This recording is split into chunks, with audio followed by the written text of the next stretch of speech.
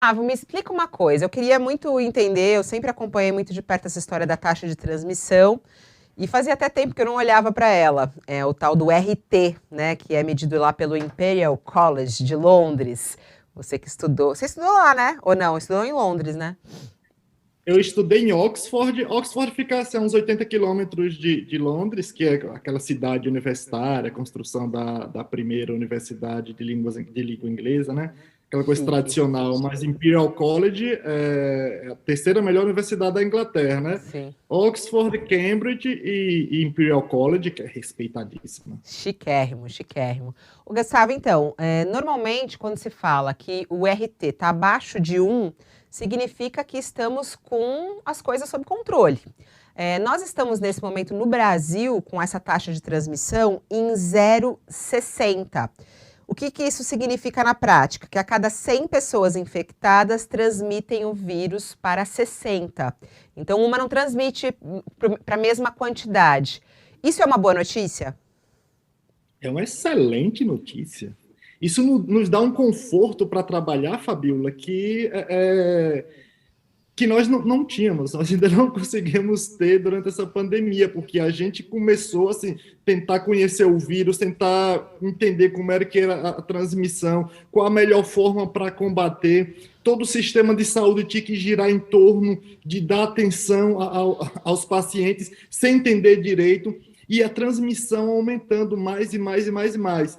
Agora, além de nós termos muito mais conhecimento, nós temos a vacina e, consequentemente, nós temos como orientar melhor a sociedade para diminuir essa taxa de transmissão, que é nosso grande problema.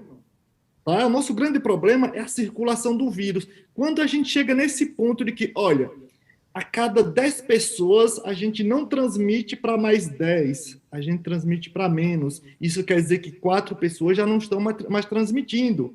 Isso já nos dá um conforto para programar melhor as ações e, consequentemente, o controle da pandemia. Nós ainda não temos o controle, nós ainda temos morrendo quase 500 pessoas por dia. Quando falamos ainda de centenas de mortes por dia, ainda é para termos uma atenção. Mas o fato da gente estar transmitindo, do vírus estar circulando menos, isso nos dá um conforto e uma certa não tranquilidade, mas um certo senso de que, olha, nós estamos conseguindo. Não, e sabe o que é interessante? Que isso casa, né, Gustavo, com o nosso índice de vacinação. Os números são muito impressionantes da vacinação no Brasil, né?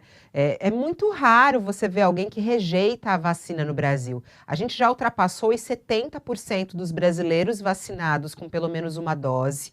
Estamos beirando aí os 47%, se não me engano, com as duas doses completas. Em alguns estados, como o estado de São Paulo, nós temos 80% dos adultos vacinados com duas doses. Então, quer dizer, quando a gente olha para outros países, por exemplo, nos Estados Unidos, em primeira dose, nos Estados Unidos, 65%. Na Alemanha, 68%. Em Israel, 68%. Países que não tiveram dificuldade para ter vacina. Quer dizer, a pessoa vai numa farmácia ali, ela tem a vacina. Aqui não, foi difícil, faltou vacina, teve dificuldade de vacinar.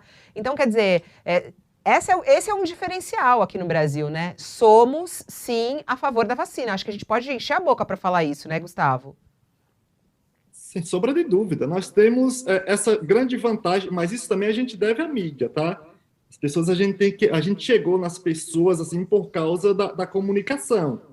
Aí nós chegamos de forma segura, assim, olha, vacinação, vacina sim, vacina a gente tem que imunizar a população para a gente poder salvar vidas, para a gente poder controlar a pandemia, para a gente poder voltar a ter uma vida em que a gente possa trabalhar com menos medo e mais segurança. Isso a gente deve à comunicação. Esse bate-papo entre cientista e comunicação, a gente chegou na população de uma forma que a população falou, opa, então vamos aderir isso daí.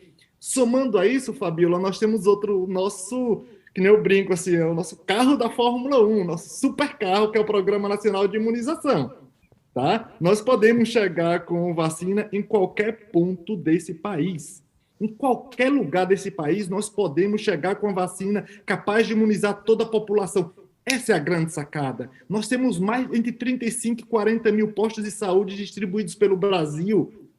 Agora, imagine, Fabiola, multiplique isso por 100 e a gente vai chegar a 3 milhões, de capacidade de 3 milhões, se nós imunizarmos 100 pessoas por dia, que é possível, podemos chegar a 3,5 milhões de vacinas por dia. Se nós adaptarmos, nós podemos chegar a 50 mil pontos de vacinação, 5 milhões. Então, assim, nós temos esse trabalho de imunização com todo respeito aos diversos países que eu morei, eu sempre brincava com isso, Suíça, Inglaterra, os meus amigos americanos, entre outros países, falam, em termos de vacinação, desculpa, meus queridos, nós somos os melhores.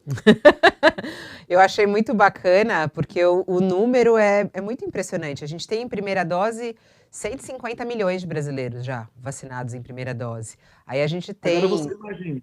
É muita gente, né? E Agora você fala. imagine se nós tivéssemos a responsabilidade de obter as vacinas em julho, agosto, setembro, já negociando para iniciarmos o ano vacinando, sabe, como nós deveríamos, nós não teríamos nem a segunda onda, Fabiola.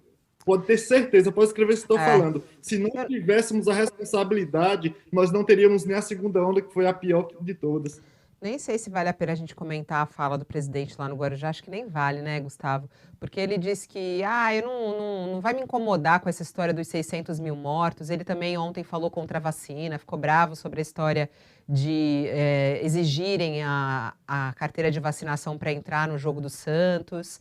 E falou, o meu filho tomou vacina e está aí com Covid, pegou Covid, eu sou mais imunizado do que quem tomou vacina.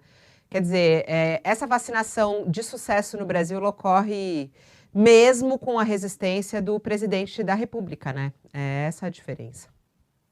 Fabiola, sabe o que vale a pena a gente comentar isso daí? Que nós somos mais fortes do que ele. Que nós somos mais fortes do que todas as ações que ele faça para tentar destruir o que nós temos de melhor. Que nós somos mais fortes, nós somos capazes de passar por uma pandemia, mesmo com o presidente da República trabalhando para afetar o nosso controle social. Apesar de tudo, nós temos condições de levar a imunização para toda a população, controlar uma pandemia, voltar a ter uma vida digna, lutar contra a fome, lutar contra a pobreza que está se alastrando. Apesar dele, nós temos condições de fazer tudo isso e a gente conseguir voltar a ter uma vida capaz de sonhar, porque essa é a grande questão de hoje. Hoje, o Dia das Crianças, a grande questão é sonhar. Sonhar ter uma vida digna, sonhar ter uma vida capaz, sonhar de ter uma vida que a gente vá para o parque, sem a preocupação de infectar um filho nosso, sem preocupação de trazer o vírus para dentro de casa. Então, o que a gente pode falar? Olha, ele fale o que ele quiser, mas nós somos muito mais fortes do que ele, isso não tenha dúvida.